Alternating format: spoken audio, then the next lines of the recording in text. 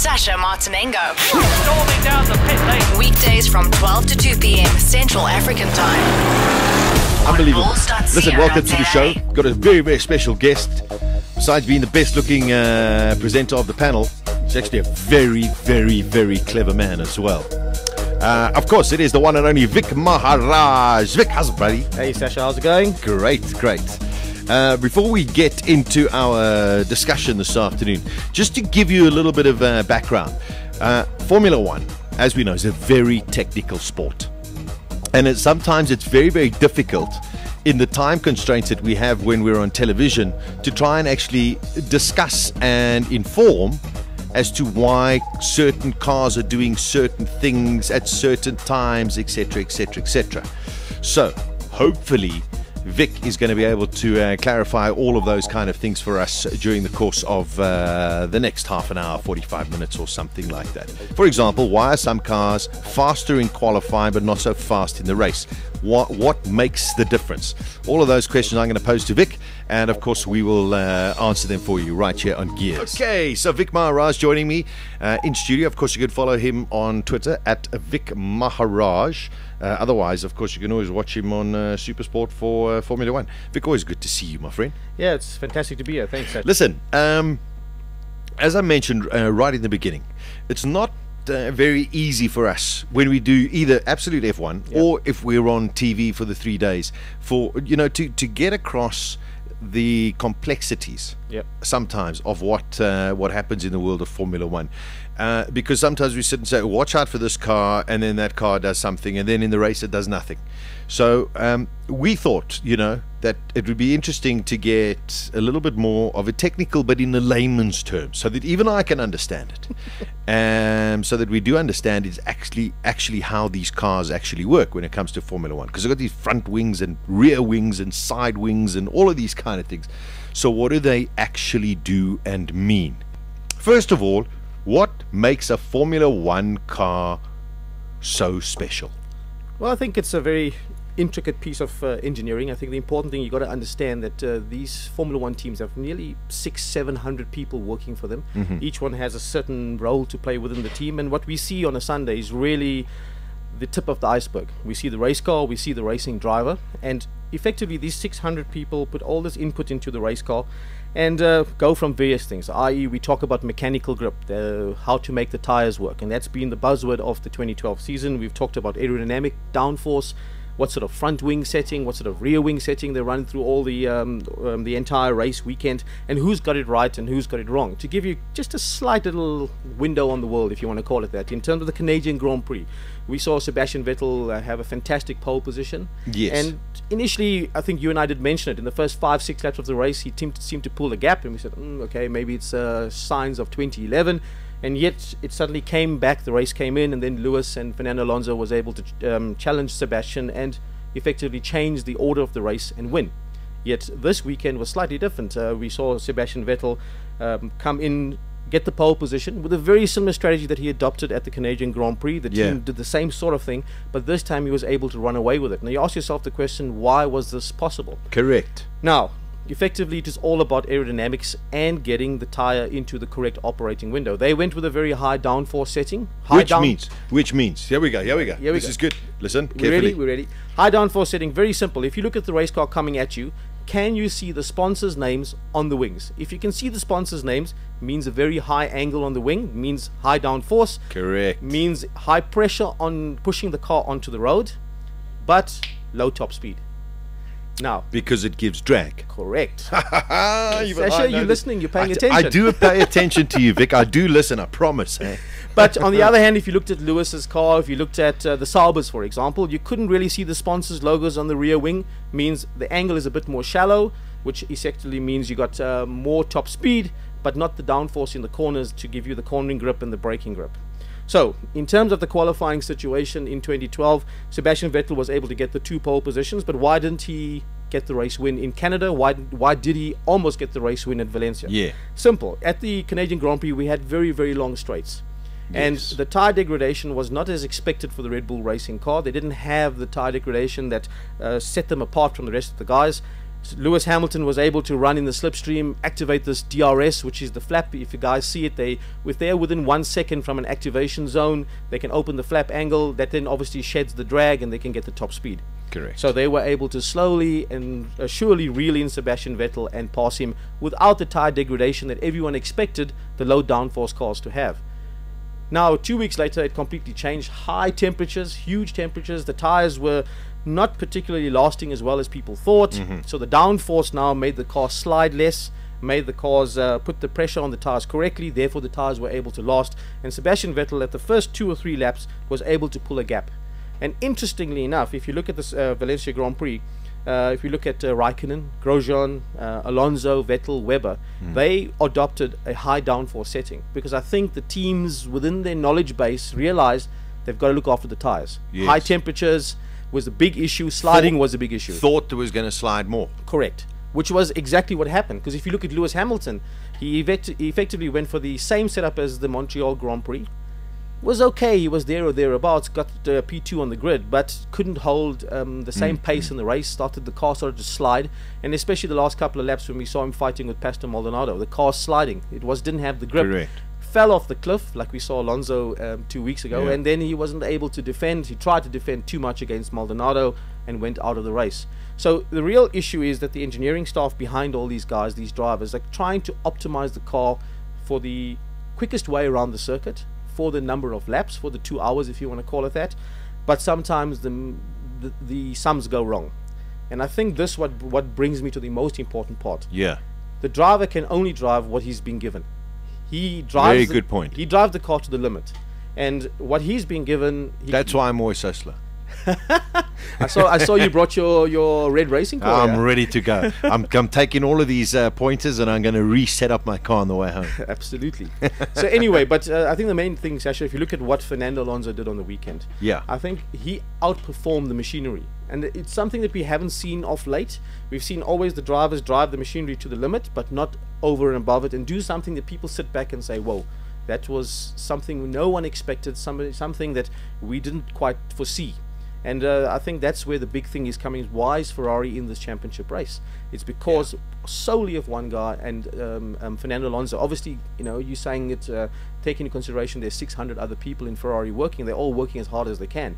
But Fernando is flattering the machinery, flattering Ferrari at this moment in time. And Ferrari's got to come now, because you find, like Red Bull in this particular weekend, put on a whole raft of updates on the car. Because that's the other thing as well. These teams are developing every single race, putting on lots and lots of updates.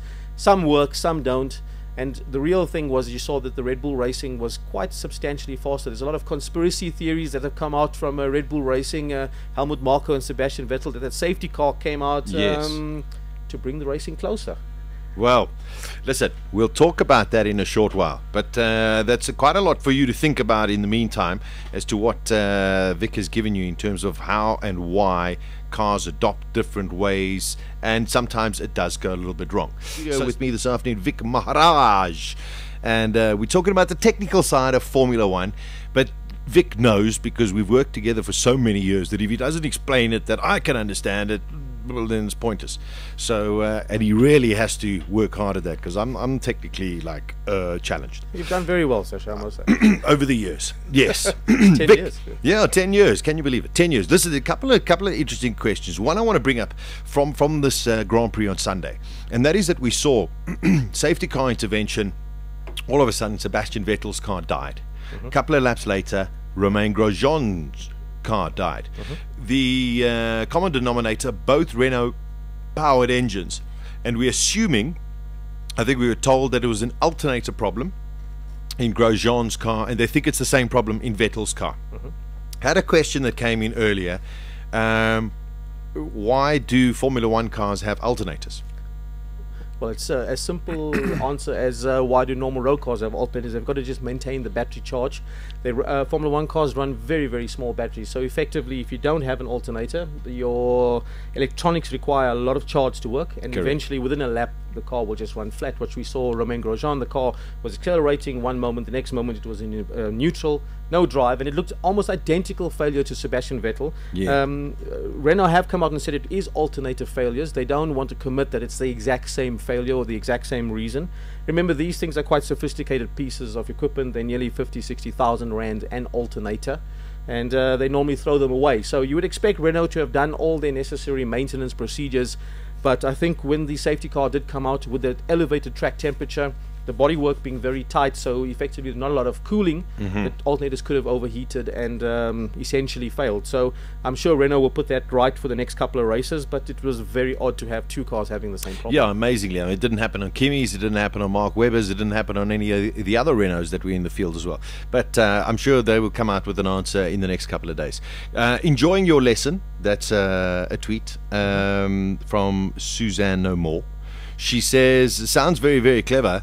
How do you open the rear wing on a Polo Classic 1.6? I think just push the button. Yeah, just push the button. There we go. Push the play. Push the play. Okay. Good question here from Blaine's one. He says, what is this off throttle exhaust that the Red Bull supposedly has? Well, I think it comes back from the 2011 saga when the exhaust, they called them hot blowing of exhaust gases, cold blowing of exhaust gases. Formula One engineers and teams are quite clever, you know. No matter that the FIA bans certain technologies, they can't unlearn what they've learnt. So effectively, they will try and do the blowing. So when the driver lifts off the throttle, yes, he lifts off the accelerator pedal, but that does not mean that the butterfly or the throttle butterfly is closed. It's actually open maybe 10%, 15%.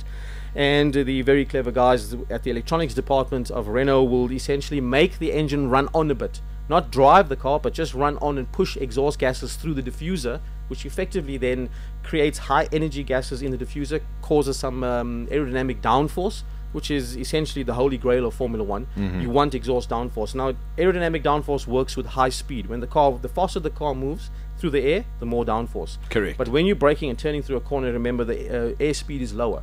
So how do you introduce higher energy air? You introduce it through the engine. It's much higher energy, more downforce. There we go. So basically what you got is you got like a pipe. Correct. Okay, and inside you've got what you call a butterfly valve. Correct. It's a little valve that opens and closes. Correct. So when you push the accelerator down, it opens up. Exactly. Okay.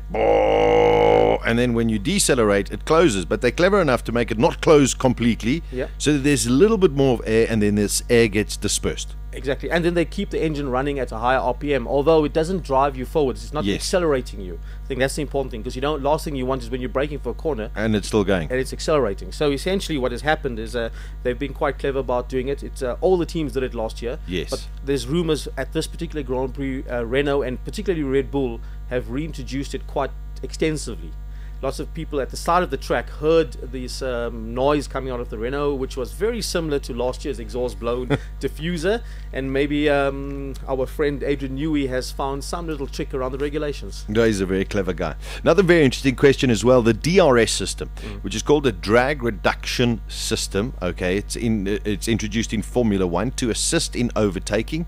Before we go on to the question, Vic, do you want to just explain how it works? It's called the drag reduction system, people, and it's on the rear wing of the car. Yeah. Okay. It's a very visible thing. You know exactly when it's opening, i.e. there's two flaps on the rear wing. You'll see one will lift up or whatever the case is and create a gap between the two planes of the wing, reducing drag and increasing top speed. The FIA introduced it to try and allow passing to occur, which actually has worked pretty well. Yeah. Each team has got their own interpretation of it. Okay, that is because the question is the DRS system, does it vary from one constructor to the other, or is it generic? Good question from W. Talliard. No, it definitely varies, and if you remember, certain teams have different actuation, i.e. that is when the driver presses the button, he gets a little instruction to say you can activate the DRS system.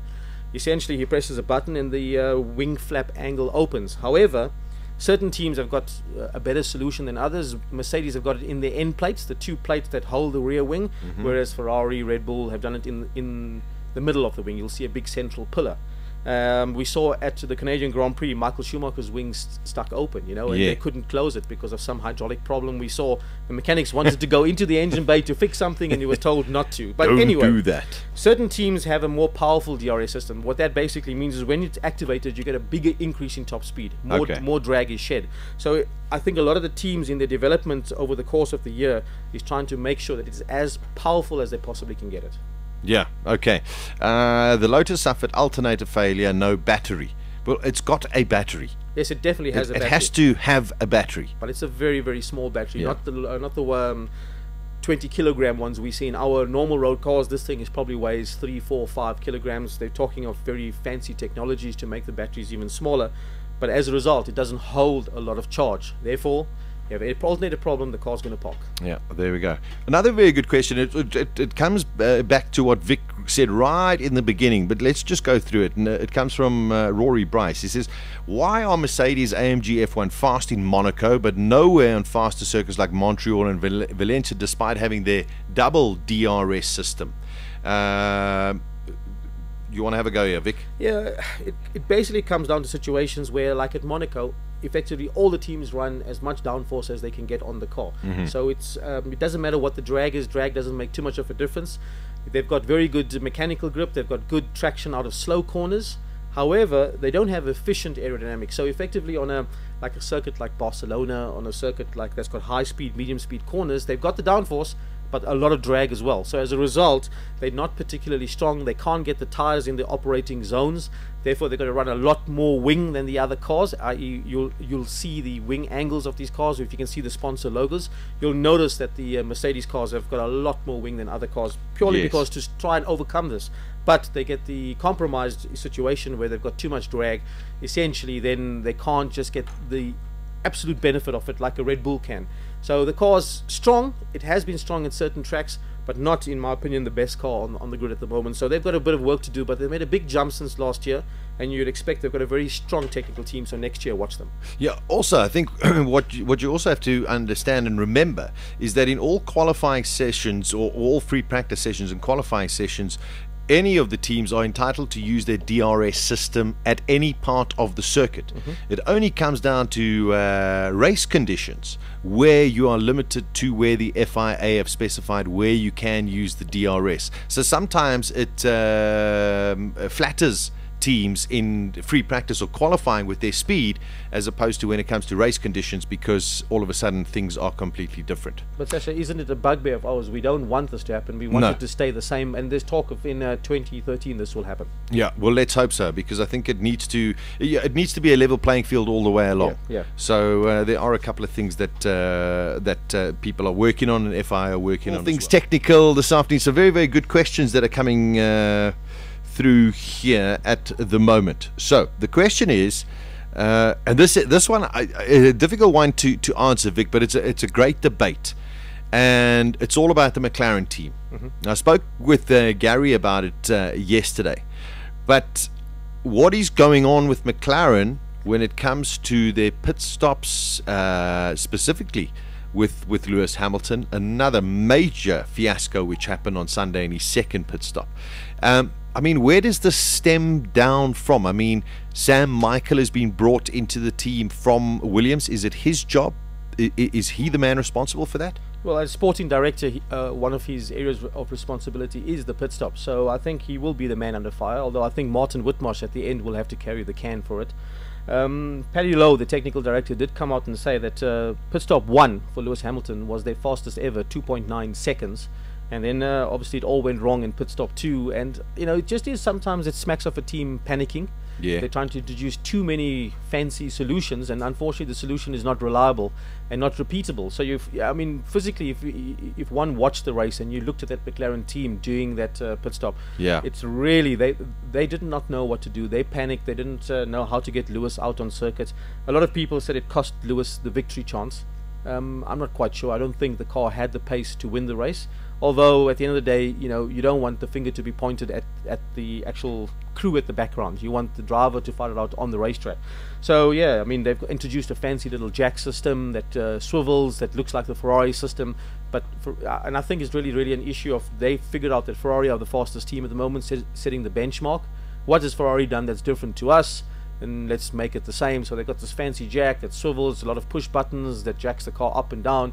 And in the end, they use a very plain old little jack that you just pick up and it lifts the car. So, sometimes you get clever. You got the best minds in the world there, but it still goes wrong. I mean, if you look at the Red Bull team, Mark Webber had brake pedal problems, alternator problems for the other cars. There are details, but the very visible one is what has been the real run-through of the entire year. The theme of the entire year has been Pirelli tires getting it to work, and will McLaren not make a mistake in the pit stops? And unfortunately, they've made huge mistakes. They've cost Lewis a lot of points. Now, Lewis is out of contract with McLaren at the end of this year. The question really begs is, does he stay with McLaren or does he move on? Ron Dennis has come out and said, well, we can't negotiate the similar money because the economic climate has changed. So, it's quite possible that we could see Lewis driving for a different team next year. I wouldn't blame him if he moves. And then if you get down to the Sam Michael affair, a lot of blogs around the world are saying, when Sam Michael was at Williams, the cars were terrible and McLaren was fantastic. Exactly. And now it's reversed. So now, it's so sad. So it's just an amazing little finger that's pointing at Sam Michael, and I'm sure everyone's working hard to resolve it. But the biggest problem is you can do as many practice pit stops as you want, but under the duress and the pressure of a racing situation, when everything is hot, how does it all work? Does it work properly? And the only time you can really figure that out and simulate it is in a race, because you don't have in-season testing, so you cannot refine it as any other way but in a race. So unfortunately, it's very public for the McLaren team, very public for Lewis Hamilton, and he's lost a lot of championship points. No, he has. But on the other side of the coin, he's also got a massive advantage when it comes to negotiating, because Jenson Button is not performing at present. And all of a sudden, where McLaren could have said, well, don't worry, we don't need you, Lewis, we got Jenson. They don't really have that anymore. No, they don't. They don't have a superstar. So unfortunately, I think Lewis is their biggest aim at the moment. Something happened to Jenson Button's season. The first 2-3 races, he was actually pretty good. He matched Lewis Hamilton. He's amazed us over the last year and a bit. But they did that in-season test, and they introduced the high nose with the McLaren team. And since that point, I think it was the Barcelona Grand Prix afterwards, that it just went downhill for Jenson. He can't get the tires to work. He's the first guy to come into the pits, which is completely not what we're used to. He's normally the last guy to come into the pits. So it's just not working for him. He says that he's quite happy with the pace he showed at the Valencia Grand Prix. I don't think he showed good pace. I think he was quite lucky. A lot of guys dropped off, and I'm not so sure Jenson Button can get his season turned around.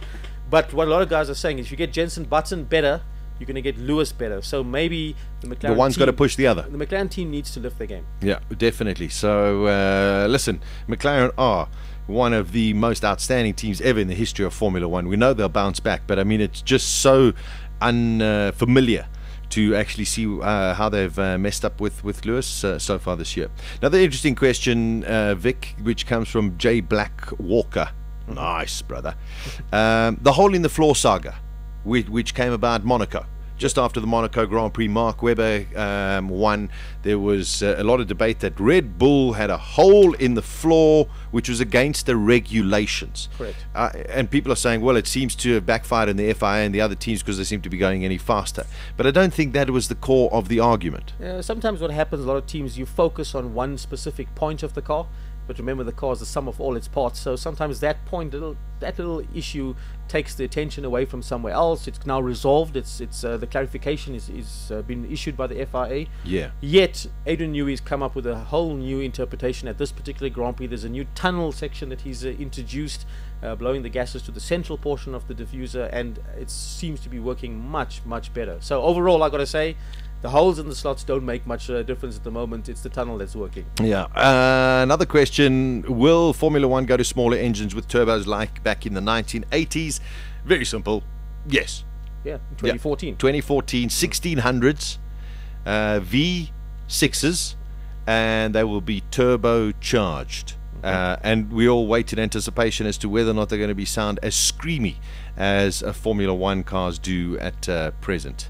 Vic, I tell you, I think there's a tremendous understanding that you brought during the course of this afternoon about technical sides of F1. I think we need to do it regularly, because then it just makes everyone sort of understand a little bit easier. Absolutely. Yeah. Vic, great to see you, my friend. Thank you. You go and enjoy the rest of your week. We'll catch you Absolute F1 next week. If anything very technical arises, like another hole in the floor somewhere, I'll be on the telephone to you. Ciao, ciao. Thanks, my friend. There we go. gearsonbulls.co.za with Sasha Martinengo. He's kept himself out of trouble. Weekdays from 12 to 2 p.m. Central African Time.